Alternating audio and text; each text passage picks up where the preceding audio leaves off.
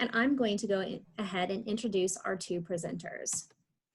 So our first presenter is Katie Walsh. Katie loves her work as talent development manager of the people team at Penn Foster College. Previously, she served as an instructor in their early childhood education program, where she shared responsibility for the school's associate's degree in ECE, Child Development Associate Credential Program, and Child Professional Programs. She earned her BS in elementary education from Elizabethtown College and has work experience as a lead teacher in preschool, pre-K, and kindergarten classrooms, a school owner and administrator, a children's library program coordinator, and she serves as a professional development specialist with the CDA Council. She has some really great extensive knowledge, and you'll know why, and you'll understand better when she starts presenting. She's presented more than 50 unique webinars on topics related to ECE, and she does amazing.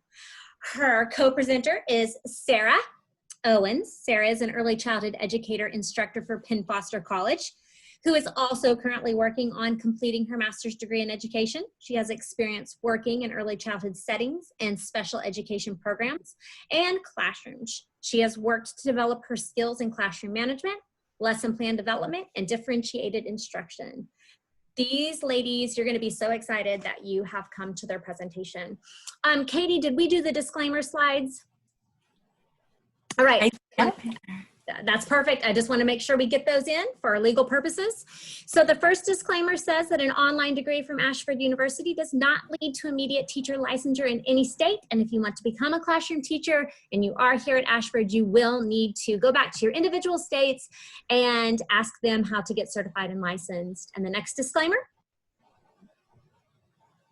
it is just saying that Ashford University does not take responsibility for any of the links, videos, information, and pictures shared in our presentations. So Katie and Sarah, again, I'm honored that you are here with us again this year. You're amazing presenters. We always have great feedback when you present, so the floor is yours. Well, thank you for that wonderfully warm welcome. Sarah and I are both very glad to be back here with you all this afternoon. So hi. I'm Katie, and as I said, I'm really excited to be here, especially excited to be here with Sarah. Sarah and I used to be partners for nearly 6 years in our early childhood education department here at Penn Foster. I unfortunately broke our team up about 6-7 months ago when I moved over to the talent development side, and this is really our first opportunity to work together closely again. So if we seem especially excited, it's because we're glad to be reunited and be here with you all. So we're actually hoping that this session is really interactive. Sarah and I are just going to briefly introduce ourselves again in just a moment, but we're hoping that actually you can share with us a little bit about who you are and why you're here, where you're coming from, and what is particularly or especially interesting to you about today's conversation. So recognizing that we all have very unique paths in terms of our career development, especially in early childhood education, we're hoping that you can maybe just share with us in the chat box what it is that you're hoping to take away from today's conversation. We'll give you a moment to do so. And as I said, I'm Katie Walsh, and I am part now of Penn Foster's Talent Development Program. And today's conversation, my goal for our conversation today is really just to kind of share some creative ideas about early childhood education, especially working in early childhood education. And I do want to offer another disclaimer too. When we sent in the proposal for today's session, it was a little bit prior to the current climate that we're working in these days. So we did try to add later on a little bit of emphasis about what early childhood education and a career looks like in the current climate with the COVID considerations that we're all working under. And Sarah, I feel like I've already talked too much. So can I ask you to jump in and introduce yourself, please? Oh, Sarah, you might be on mute. I was double muted, sorry. Like Katie said, I'm really excited to be here as well. Katie and I have worked very, very closely together for about 6 years, and so we're excited to get back together here and excited to share this information with you and even learn a little bit about yourselves through that chat conversation that we'll be able to have. And so we're looking at this conversation today for exactly that, just simply a conversation, offering some perspectives from our own experiences, but also by and large sharing with you perspectives that our students have shared with us a little bit about the journeys that they've been on.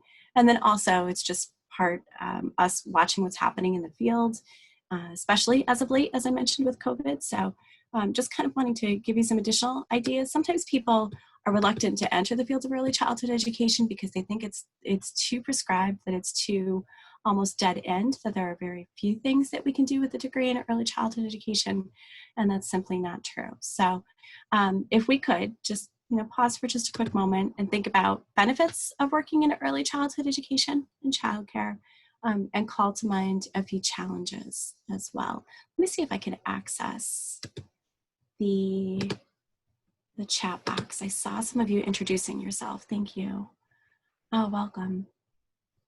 Oh, good. Dr. McKay is here as well. Hello, Dr. McKay. She didn't want to miss our session. This is great. So yeah, so it looks like we have friends visiting us from all over the U.S. And you're sharing that you're interested in getting some additional ideas about working in the field, perhaps one day opening a childcare center. So this is terrific. Thank you all for being so active and sharing this with us. And recognizing too, there are so many benefits to working in early childhood education. In fact, if we all didn't see the benefits and know the benefits, we probably wouldn't be here in this conversation today. We'd be off doing something else. So recognizing that there are tremendous benefits to working in early childhood education and childcare, and knowing too that it takes a very specific, a very special type of person to be able to work in this field. And with this, we recognize that there are some challenges, and I'll just share one of my own. One of my concerns or my limitations is the fact that by and large, as a profession, we traditionally tend to be underpaid, significantly underpaid for the work that we do. And I would go on to say that also, and I think someone just shared this in the chat box with us, that we're not necessarily respected and valued for the great work that we do in working with young children and in caring for young children. So it's with these benefits, these really great things about working in education, and also some of these limitations, these challenges. We kind of kept those in the back of our mind as we got started working on today's conversation. So just kind of jumping right in and recognizing that every child is unique, and every early childhood professional is unique too, and that this is perfectly okay. And so there is no one right way to go about working as an early childhood educator, and there isn't a prescribed career path that any one of us need to follow. Again, just recognizing that there are many different ways to take a degree or a certificate or a credential certification in early childhood education and apply it very broadly. So we'll take a quick look at some creative careers in early childhood education that are really well known. These are probably the ones that you've expected to hear us talk a little bit about today. So things like working as a home-based childcare provider and owner. Of course, when we're able to license our own in-home childcare facility to be able to care for a small number of kids, anywhere from typically, in most states, it's typically 1 to 6 kids that we can have, per one adult in that setting. But the benefits are being able to work from home, smaller groups, being able to have a little bit more autonomy most often in terms of having a flexible schedule, being able to welcome children in at times that are appropriate for us and for our families as well. If we don't live in a home where we can necessarily, work in that home setting, actually, right now is a really interesting time to think about working as a childcare provider in other people's home-based childcare centers as well. And this is on our next slide. And this is just because we recognize that so many families are retreating. We've been home-based for 5 months now. Many of us have been at home or working remotely. And so recognizing that, sometimes parents need to take their children somewhere else so that they can be at home working. Really great opportunity to work as a teacher, as a caregiver in someone else's home as well. Some other, very typical roles that we're all quite familiar with: center-based child care teacher or assistant. Again, working with infants, working with toddlers, working in the preschool setting, pre-kindergarten, after-school setting as well. If this is something that we enjoy doing, it might be difficult for us to actually take the next step in childcare center work, which would be being a director in a center-based childcare facility, because this comes with some additional responsibilities, right? So not only are we being expected to kind of jump in if we need to serve, you know, as a stand-in in a classroom setting, or to be able to troubleshoot, but also we're there to maintain licensing and make sure that we have appropriate number of staff. Part of the director's responsibility most often is driving enrollments to the centers as well. Things like reconciling the budget, making sure that everything is up to date and in accordance with licensing and accreditation requirements as well. So we actually really just wanted to spend a little bit of time though talking today about the lesser known careers in early childhood education. So if you try any of the approaches that we've just gone over, and you know, you've been working in the field a number of years and you're just ready for something different, perhaps consider any one of these that we're about to share. Maybe what we just shared isn't necessarily something that you're looking for. Again, you know, hopefully we can give you some other ideas, like English language learners.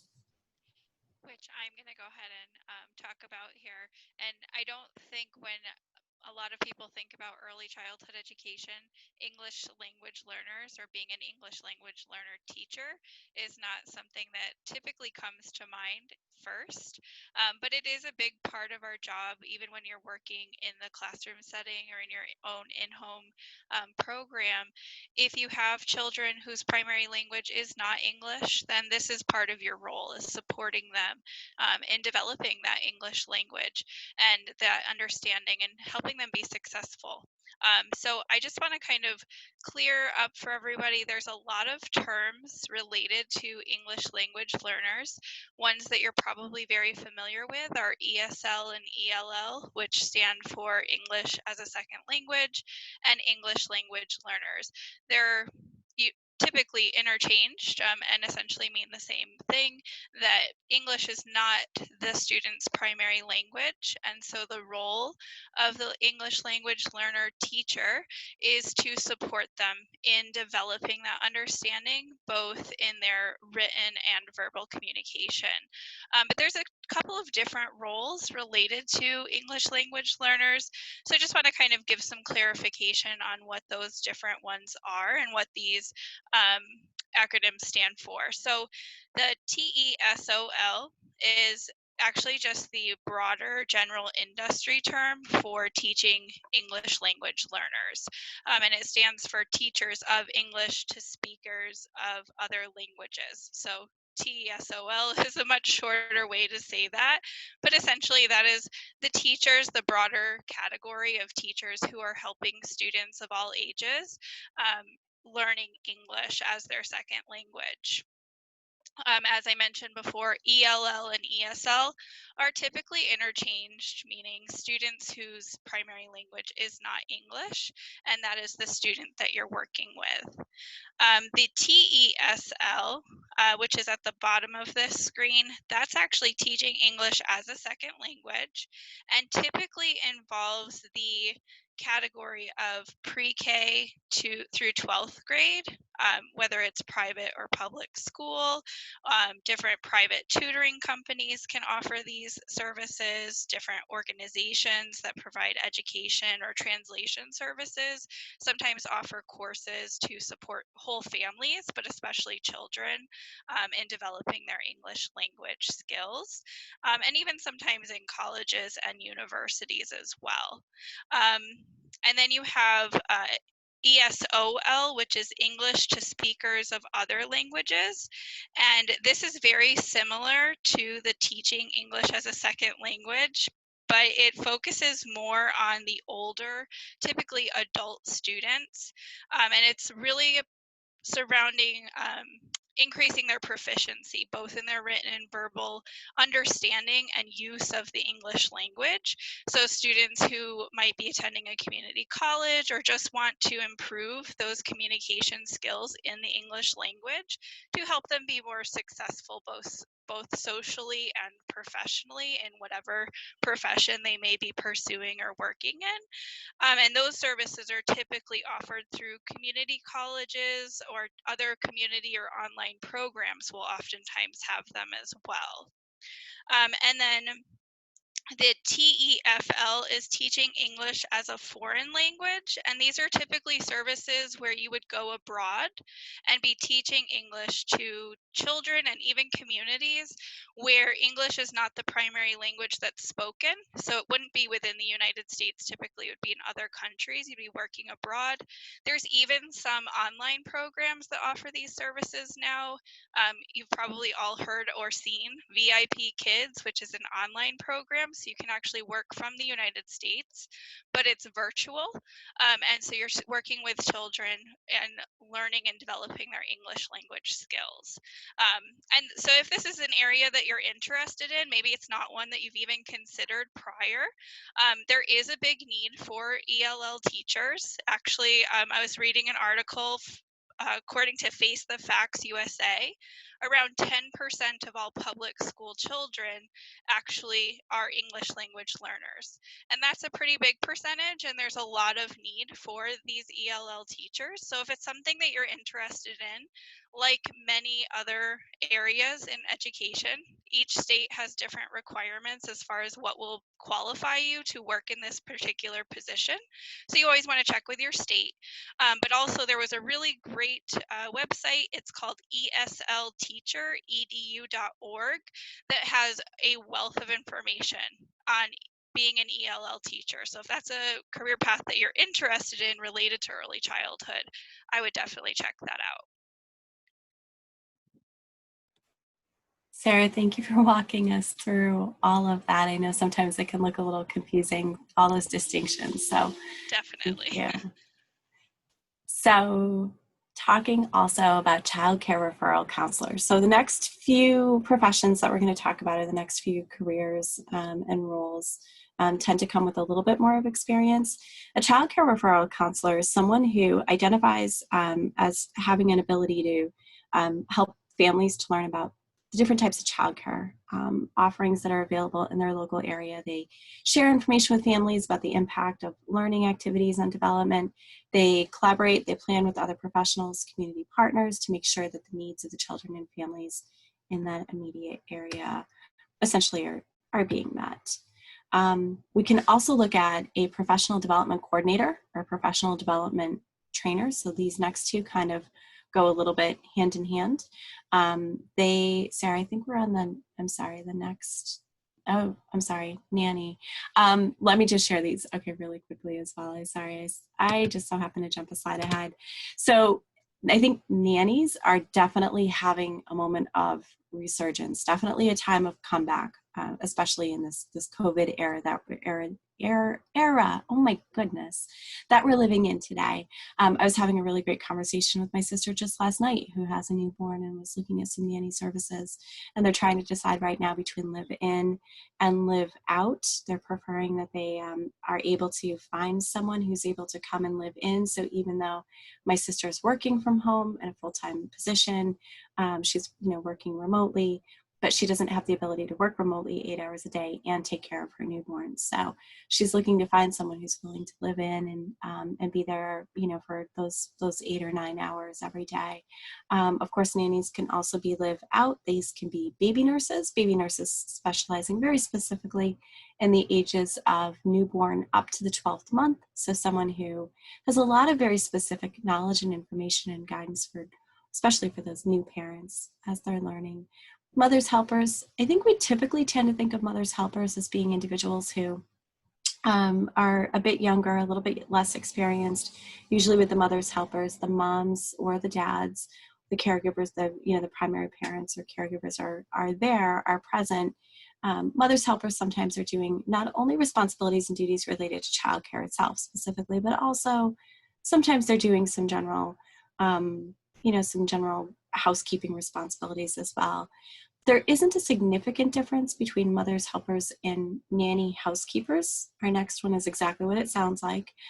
Someone whose responsibilities include both caring for the children supervising them, helping them, with education and with fun and games and appropriate learning experiences, and then also maintaining some household responsibilities as well. Years ago, I told Sarah that I was going to be leaving the team because I decided one day that I wanted to go off in search of my next profession, which was going to be a travel nanny or a summer nanny. Unfortunately, it didn't work, but there's still time. And this is something that I would love to do someday. So a travel nanny is exactly what it sounds like. It's someone who's hired, they're contracted specifically for the duration of a family's vacation, whether it's a domestic or a travel abroad, or someone who serves as a nanny, for a summer away.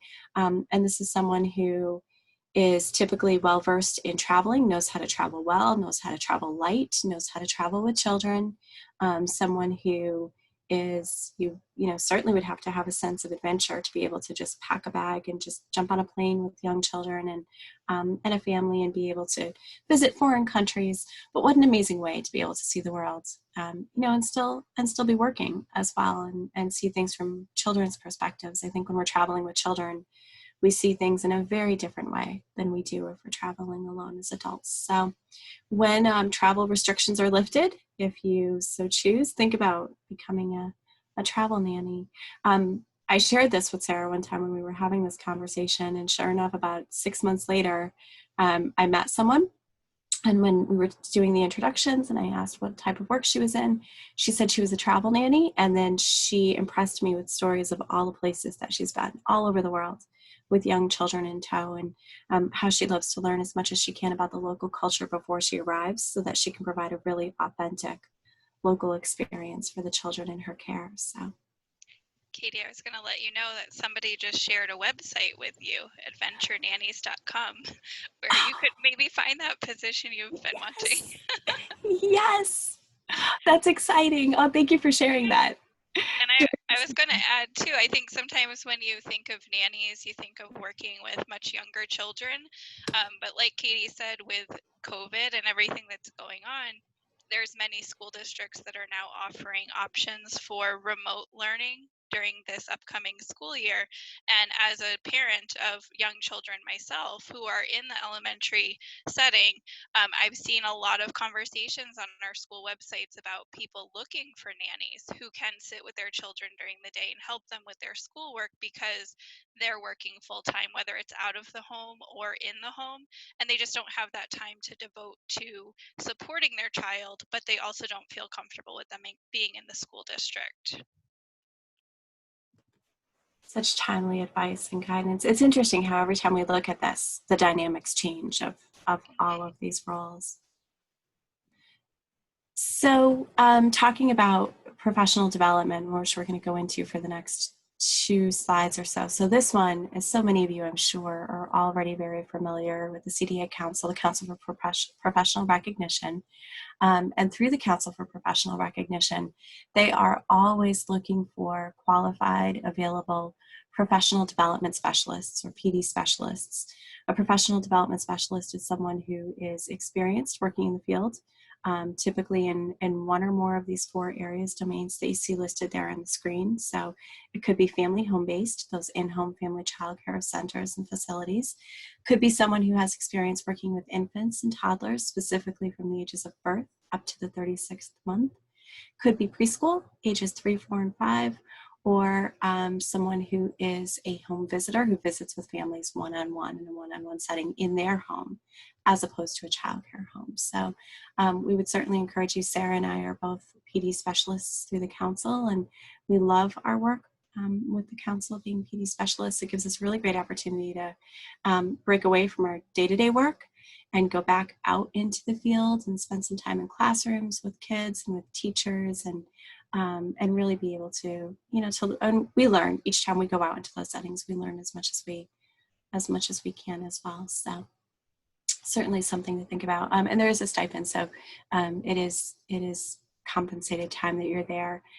You basically write a report about whether or not you believe that individual is deserving of earning the CDA credential based on the score that they earn. There's a scoring tool that's given to you, and then you report that back to the council, and then that individual does or does not earn their CDA credential through the council.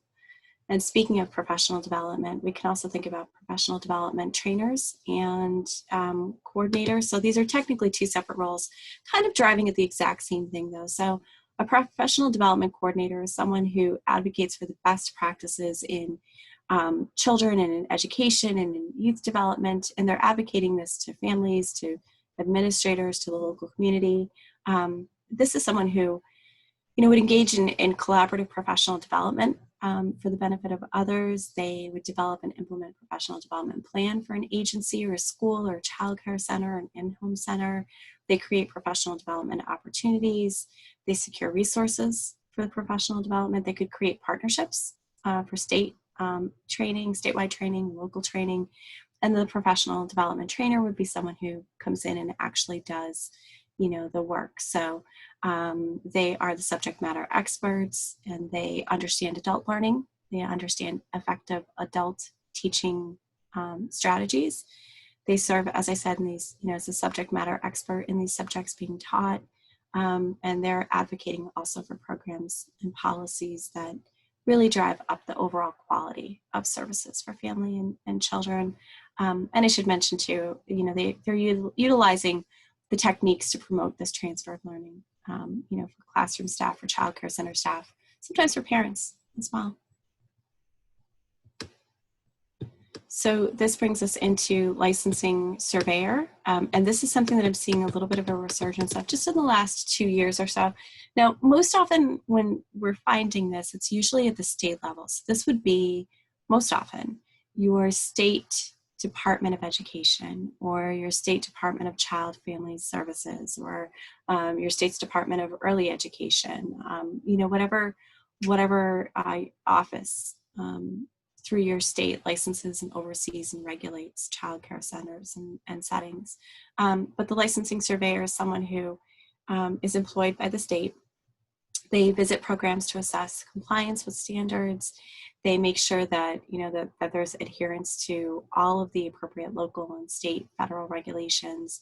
They, at times, depending on the state, depending on the challenge, they provide technical assistance. They can provide training to programs to staff to help them to understand the requirements, be able to meet the requirements, be able to secure licensing and accreditation in the first place. This is someone who understands child development and how to implement appropriate early childhood plans and lessons and activities and programs. And they're also knowledgeable about resources to support families and children and program needs as well. And I should state that this isn't limited exclusively to the state level. So, programs like NACI and AEYC, they look for individuals who will go out and also work through the accreditation process, visit centers on site as well. So in a way, it's very similar to what we had just looked at a moment ago, which is that PD specialist through the council. The PD specialist through the Council for Professional Recognition is really there to assess an individual, whereas a licensing surveyor is taking a broader perspective step back, and they're looking at an overall program as well. And then we can think too about early childhood consultants or early childhood contractors. So a consultant or a contractor is someone who is already establishing, these relationships in the community, positive relationships in the community. Someone who engages in ongoing communication with community partners, for-profit organizations, nonprofit organizations, volunteers as well. Someone who can come in on a contract basis and again, be able to support understanding on a particular topic or a particular theme. They can explain current theory or research or policy on program planning, program evaluation. They can meet with families, with teachers, caregivers, administrators, through a variety of forums as well. Again, someone who understands adult learning and effective teaching strategies, working with adults, not just working with and teaching young children as well. And also there's a little bit of project coordination in this as well. So being able to participate and support, program and community activities designed to educate the public about quality early childhood education. And then a family support specialist. So family support specialist, or sometimes I guess we can think of these as a counselor in a way, someone who comes into the home. They develop partnerships with families to support well-being and development and learning.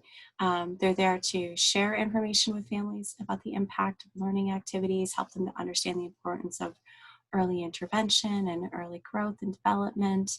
They provide information and resources as well. Family specialists, family counselors sometimes serve as the role of advocates. They really get to know each individual family's specific needs, their family dynamics. They understand the ecosystem, exactly where the family lives, what their unique challenges or limitations may be. They can serve as advocates for the family in seeking counsel or seeking services, connecting families with parenting materials and websites, support groups, community resources that are specific to their needs, and also being able to, collaborate with service providers, other specialists and counselors in the community to ensure families get the services that they need. Most often when this is occurring, sometimes it can be because the parent has a child who's experiencing something that really demands so much of the parent's time and attention and resources that there's little time and attention and resources left over to being able to gather this information or get this education or, connect with resources. So the family specialist or counselor typically takes an active role in doing so. And this brings us into early intervention specialist. So we know, I think, we've all heard of EI specialists. So in early intervention, of course, our work typically working from birth to age 3. Most often we find early intervention specialists working with the population, working with children or a child and their family where there is a specific need to be met. So the early intervention specialist is respectful of every child's diverse needs and abilities. They understand the impact of the environment and early learning experiences. They're knowledgeable about very specific services. So this could be something like speech therapy or occupational therapies or physical therapies. It could be, audiology or special instruction, family training. And they would come into the home where they would accompany the child, to someplace where they're receiving these benefits and these services. And then we think about post-secondary or secondary or post-secondary instructors. So Sarah and I'll just share a quick story. A few years ago, Sarah's oldest child was in preschool at the time, and the preschool setting took place inside of a high school classroom. Sarah, what were the ages of the high school? Were they seniors, juniors, and seniors? Yes, the high school students were juniors and seniors taking a child development course, and so as part of that, they had a preschool program that they operated 2 days a week in the mornings, and they gave the students that opportunity to work hand in hand with the students. And I don't know which one of us had a harder time leaving. We both had to physically drag ourselves away from this classroom, because what an amazing opportunity as that post-secondary instructor or the secondary instructor. So is the high school instructor in this particular instance, to 3 days a week be working with these high school juniors and seniors who have expressed an interest in someday working in the fields of early education, and to be able to give the really strong foundation of child development and best practices, and then to be able to partner them up with preschool age children and welcome those preschool children into that particular classroom, that same environment, 2 mornings or 2 afternoons a week, and to be able to, to guide both the big learners and the little learners through those experiences. It just seemed like so much fun, and we really didn't want to leave. So, if there comes a time where you've amassed so much amazing insight and knowledge and experience and so much valuable learning, and you just find yourself in a place where maybe getting up and down off of the floor, 20 times a day just no longer is your thing, consider ways that you can take that knowledge, that experience, and leverage it to influence and teach the next generation of early childhood instructors. So through high school or career school or college as well. And we can also think too about a researcher, an analyst. So this is a little bit more on the, the scientific, the STEM side of things, mathematics, I guess we could say too.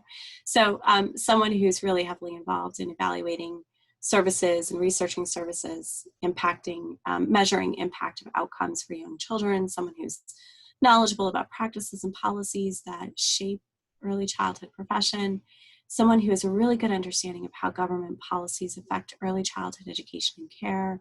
They can analyze studies, they can summarize and report back, explain studies, and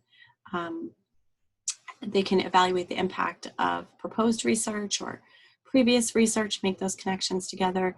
A researcher or an analyst should probably have some really solid understanding of funding options as well for further education.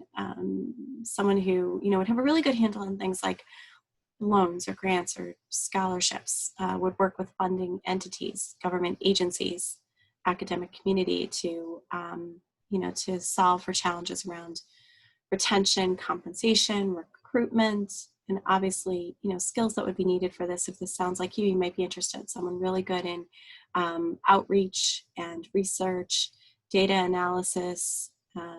There's one more that I wanted to say. Oh, and grant writing skills as well. So that would be something that would be really helpful as a researcher or analyst too.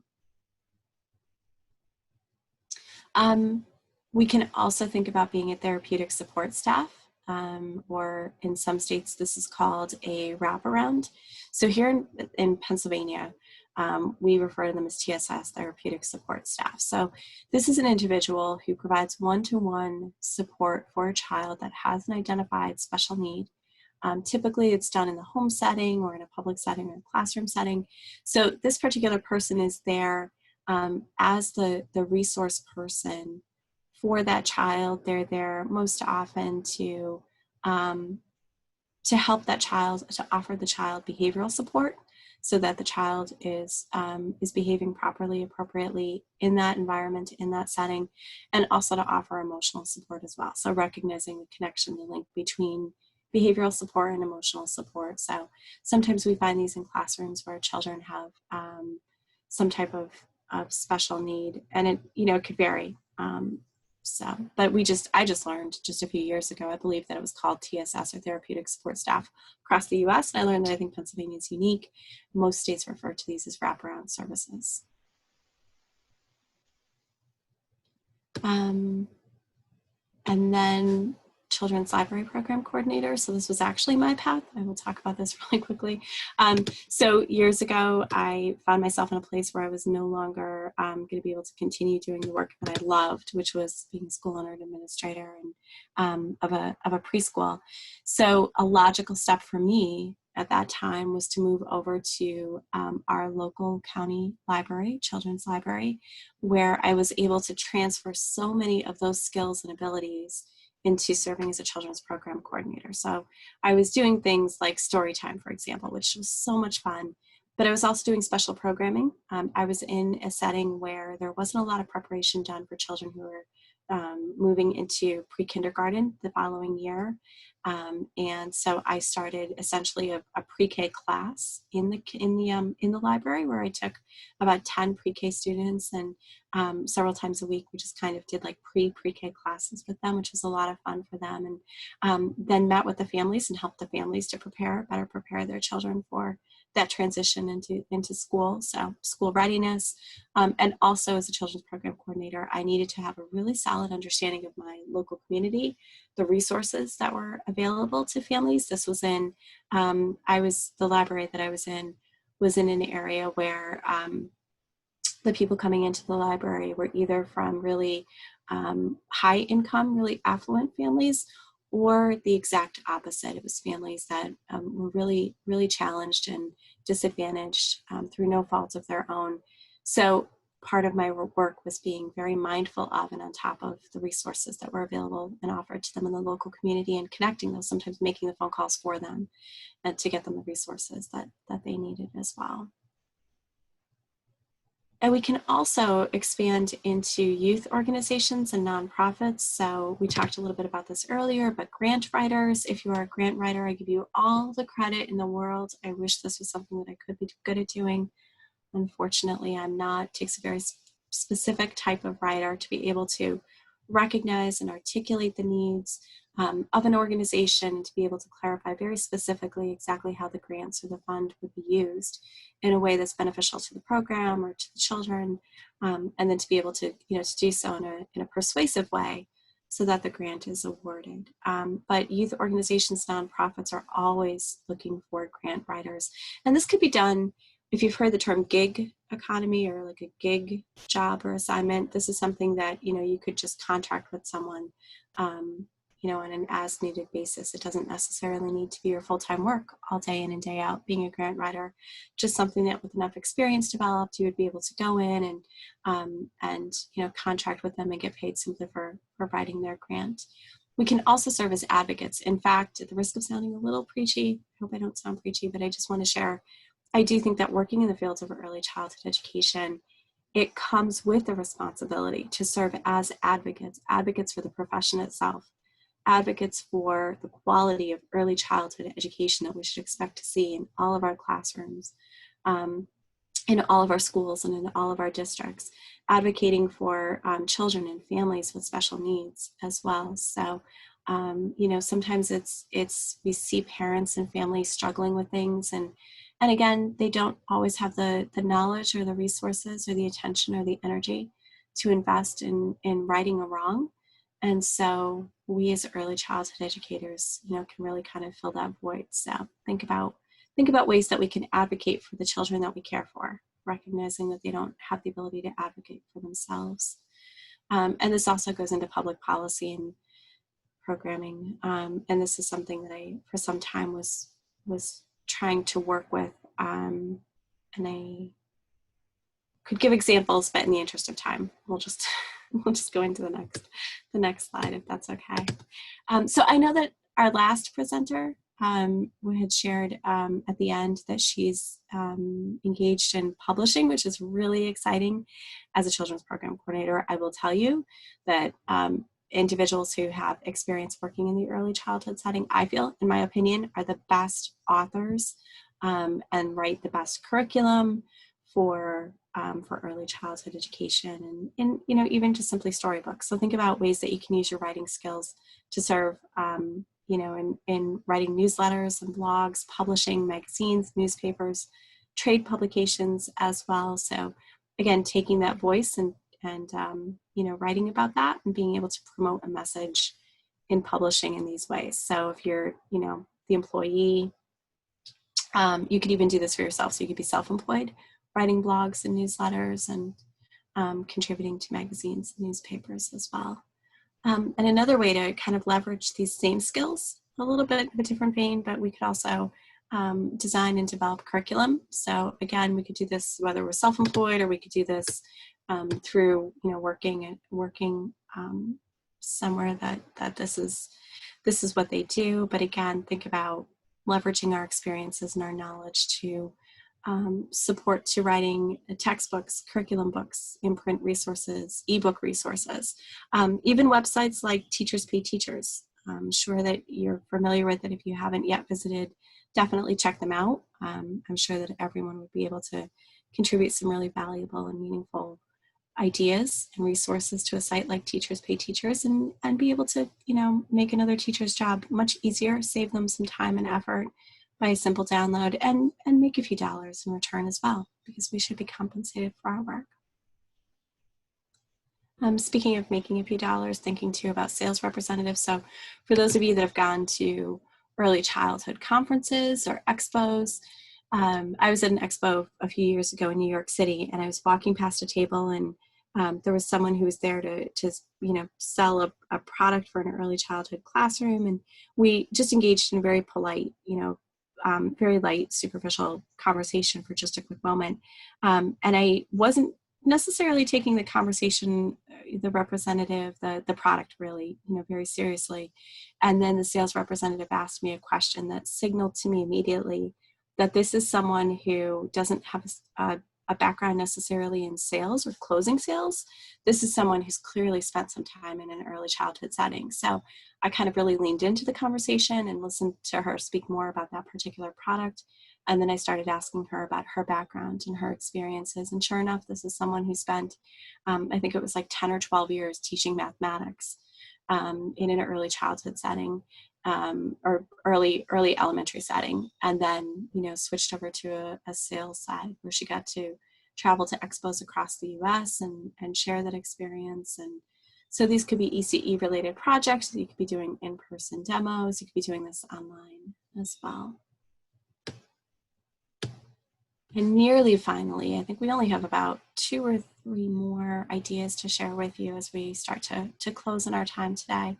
But an online teacher, whether we're working as, you know, and this goes back a little bit to what Sarah shared with us earlier about teaching English as a language. So we could be doing this, you know, through that particular way. So teaching English to English language learners doesn't necessarily have to be that way too. So of course, COVID this time is, you know, really unique for us as early childhood educators. So think about taking all those skills that you would be offering in a traditional classroom setting and bringing those skills, those teaching resources and abilities online instead. So whether we're teaching in a local setting or we are online teaching, you know, to school children across the US or internationally as well. I think in the last 3 years, and maybe want to say maybe 4 years, there have been a lot of international opportunities that have presented themselves as well. And speaking of being online, since we're looking at the virtual world, thinking too about becoming a virtual babysitter, I debated putting this in, taking it out, putting it in, taking it out. I think I don't necessarily know enough about virtual babysitting. It gives me a tiny bit of anxiety, only because I think how frightening and scary must it be to be, you know, the virtual babysitter on one side of a computer screen and you know, have children that you're responsible for and you're not even in their physical presence. So obviously this would be with children who are older, so certainly not early childhood setting, but it's a really great way even, you know, to be able to have those small moments, those small connections, and being able to, you know, mentor young children as well. So probably for a limited time, obviously, while there are responsible adults who are there in the home but just need to be focused for short periods of time on something else, you have the ability to work from home in this way. You know, it is a remote service that you're offering as well. And I also just want to say too, there are a lot of really great, so we didn't talk about it in this particular slide, but there are some really great virtual volunteering experiences that are available to us now as early childhood educators. Now that, you know, we're somewhat in our own homes, most often there are still some really great ways to be able to volunteer too. And finally, Sarah and I would be remiss if we didn't acknowledge COVID-19. So we've seen very recently, I guess by very recently, I should say, in the last maybe 2 months or so, some postings are popping up for COVID-19 consultants in the early childhood setting. Actually, so we've seen this in all settings. So this would be someone who is well-versed, you know, it could be someone with restaurant experience, hotel and restaurant experience. It could be someone who is experienced in like sports arenas, someone who's experienced in classroom teaching, someone who understands the environment very well, has spent time professionally in that environment, and now can come back into that environment, understanding cleaning and understanding sanitation, understanding room arrangement and physical distancing, and being able to come into a classroom environment and show how and where to remove furniture and designate, you know, walkways, you know, this door is entry and this door is exit, and being able to understand and, you know, help to design the environment so that the environment is physically safe for all those who will be there, but also making sure that it's beyond physically safe. You know, anyone who studies this in terms of COVID would be able to walk into an environment and do this, but it's these ECE consultants who are able to do so in a way that they see what is age appropriate and developmentally appropriate for young children within that ECE environment, and then they make those recommendations for best practices as well. So that is all of the information that we just wanted to offer to you today. Hopefully you don't feel like we've been talking at you. Poor Sarah, I don't think I gave you even a moment to speak today. Thank you for, Sarah and I divided up the work and she's been advancing the slides. So thank you, Sarah, for doing that. But we just wanted to share that information with you and then kind of ask you what your next steps are. So it seems like if these are things that you're contemplating now or contemplating for sometime in the near future or sometime in the far off distance, the next step would be to really essentially decide where you want to go. So our advice, our recommendation would be first to determine career goals and aspirations. Sarah, I think the second thing we have listed on the next slide is after determining career goals and aspirations to then connect with other early childhood professionals or people who are working currently in the field. Or, think about if you want to move in a direction that's not really established, that's great too. Think about, what that looks like. But I think the most important thing is to question and investigate and really explore and pull back all of the curtains and to be able to really kind of roll up your sleeves and get your hands dirty. And if it means volunteering in that particular space, just to kind of get a good sense of whether or not this is something that's going to work for you. Do all of the research that you can in terms of state requirements, school center employer requirements, and then be able to also consider income and industry growth, and also consider seriously to work-life balance. And at the risk of editorializing, I will just say that I wish that we as early childhood educators had more conversations with each other, and especially with policymakers and people in the know, people who make important decisions, that we talk more about income, because certainly I suspect we would all agree on this call that early childhood professionals and elementary education professionals and childcare professionals certainly deserve to be paid significantly more than we already are. And we need more protections in our industry. And also too that, we need to be thinking about work-life balance. It's a really important consideration. So after you've thought about these 4 steps right here, then the next thing to do is really take a look at how to get there. So if it's taking additional career courses or additional college experience, and also recognizing too that, there sometimes isn't a career course or a college course or degree that's going to get us to that next step. In early childhood education, likely there is, but it's okay to be a little bit creative too as well. And that is where we essentially want to leave you today. We want to invite your questions and your thoughts and your perspectives as well. Katie and Sarah, I want to jump in and just say, I loved this. I even text Dr. Hield and Dr. Reef, who is my boss, and I said, are you listening to this? This is great for our students because, sometimes they want to know what they can do if they don't want to be in the classroom. And these are just amazing things for them that they can do. And I even had to look up virtual babysitting, just had to do it. And I did find some articles on it.